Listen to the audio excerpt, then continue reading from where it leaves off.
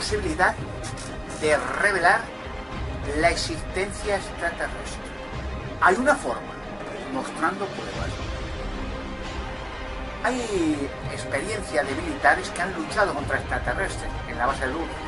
Algunos han muerto en la lucha, boinas verdes, boinas negras. Increíble, pero de esto guarda silencio el gobierno norteamericano. Secreto de Estado, no lo permite. Por eso dense en cuenta que todo el tema extraterrestre entre los gobiernos es silencio, alto secreto, materia reservada. Y en los medios de comunicación lo mismo.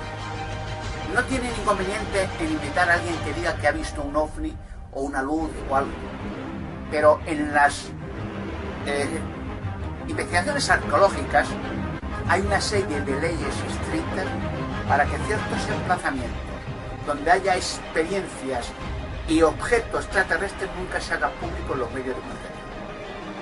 Yo llevo años intentando llegar a los medios de comunicación para mostrar la existencia de extraterrestres, porque ellos no se dejarán fotografiar o filmar, así de fácil. Incluso el gobierno norteamericano tiene terror solo de decir su existencia, y eso que llevan años y décadas trabajando con ellos.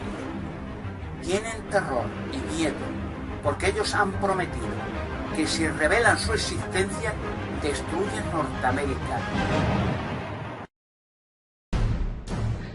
My name, as I said, was Paul Hellyer. I'm a former Minister of National Defence for Canada.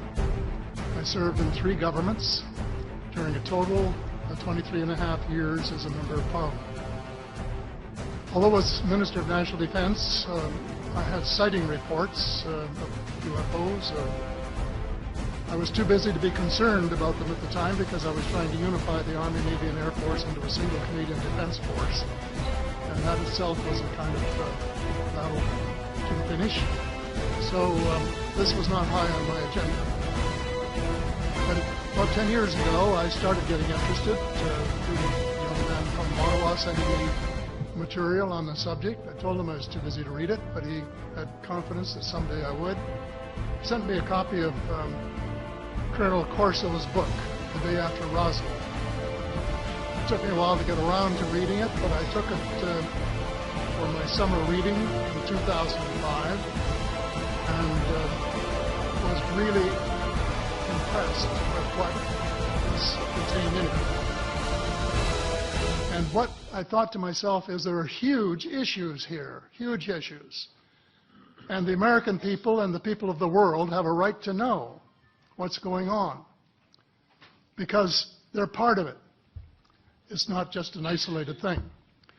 And so after confirming the contents of the book with a retired United States Air Force general, I accepted the invitation of Victor Vigiani, who's over here somewhere, and his cohort Mike Bird to speak to a symposium at the University of Toronto.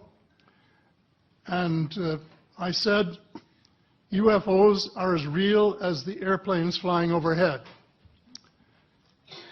That gave me the dubious distinction of being the first person of cabinet rank in the G8 group of countries to say so unequivocally.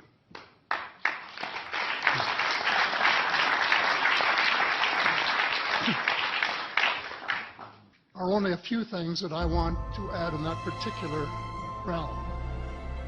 First is that about in the 1960s sometime, it was a flotilla of UFOs headed south that crossed into NATO territory in Europe, and the Commander-in-Chief of Supreme Allied headquarters in Europe was naturally very shaken. Fortunately, maybe divine providence, before the panic button was pushed, the flotilla turned around and headed back north. And obviously they thought maybe they were Russian and they were very concerned about it. Anyway, an investigation was launched into this whole subject. And the document was prepared, which concluded that at least 4 species had been visiting Earth for thousands of years. This is my own view as well. And I think you, Mr. Chairman, were interested in some of the places they might come from. And I have in here Zekeritukui,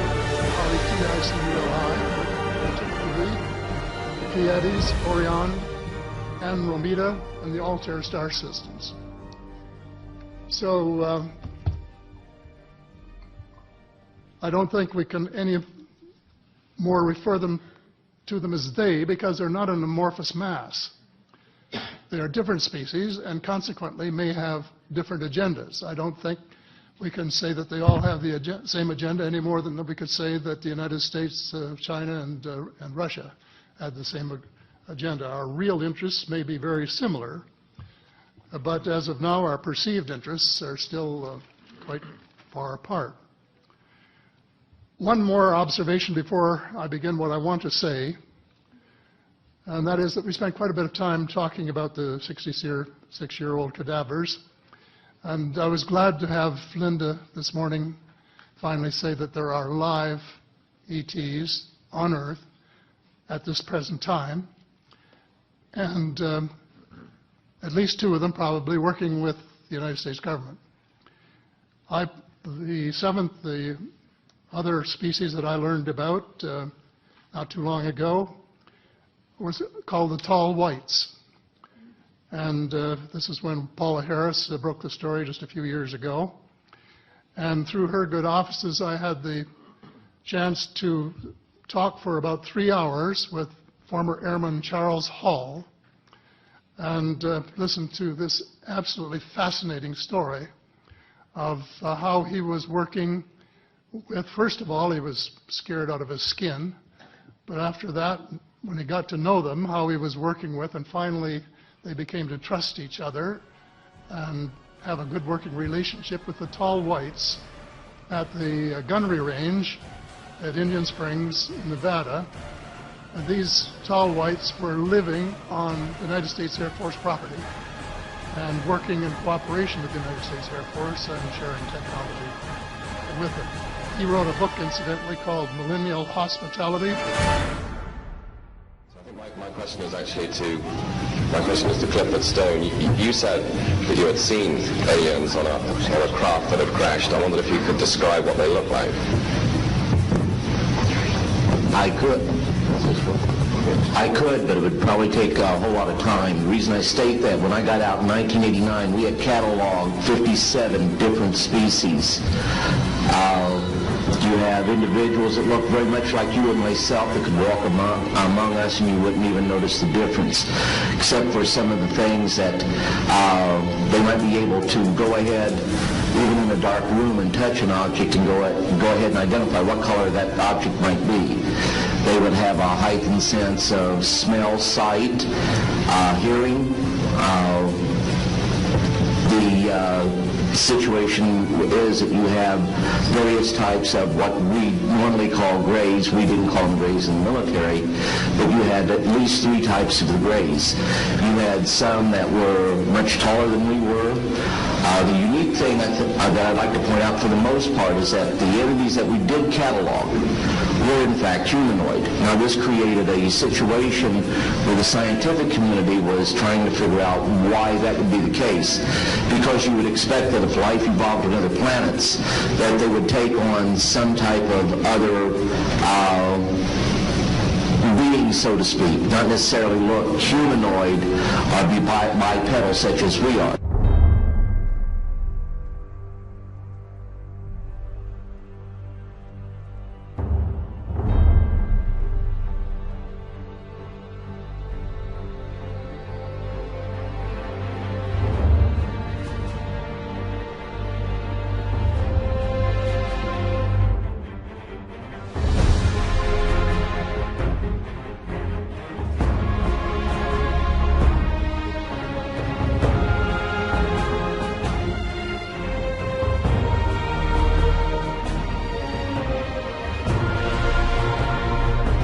Eran también hijos de Dios. Tercera cosa en que coinciden religiones y ovnis, en que hay algunos que son positivos, y esto no tenemos que olvidarlo nunca, y otros que son negativos. Los negativos trabajan mucho más, los positivos son mucho más discretos. no intervienen, son más respetuosos, ¿verdad? El que tiene la suerte, por ejemplo, los contactados a los cuales se los llevan y a los abducidos, hay algunos que les ha ido muy bien, perfecto, y les han ayudado, porque han tenido la suerte. Pero la mayoría les ha ido muy mal.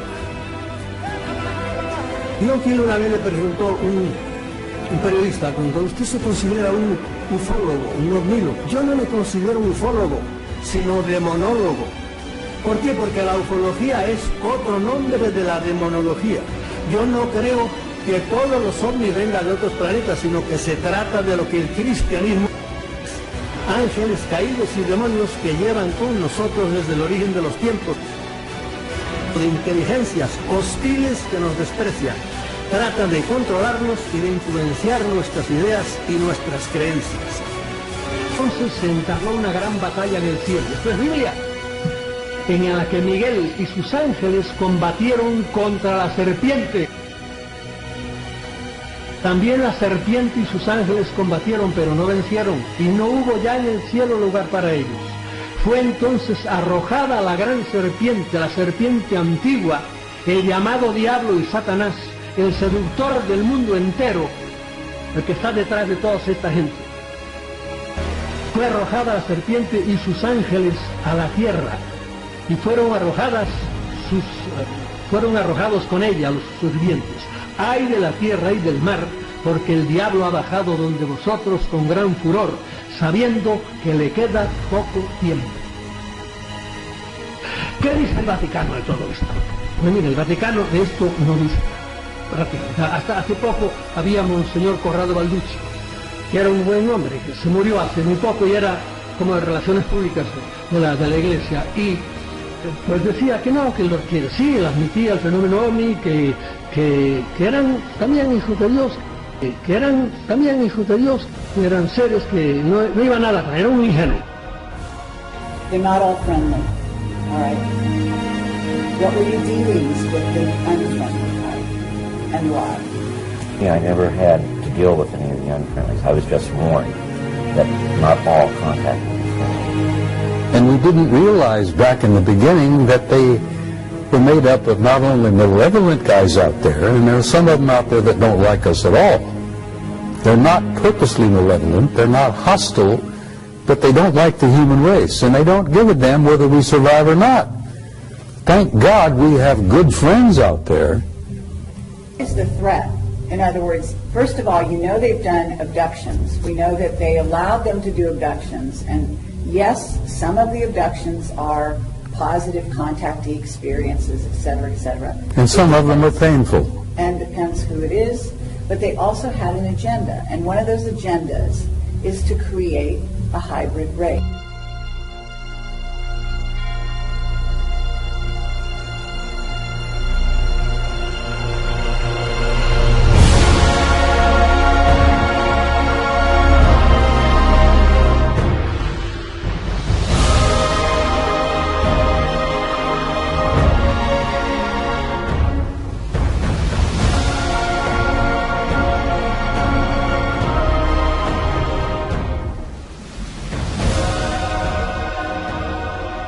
They're harvesting us. We made an agreement with them in 1954. We would allow them to continue to harvest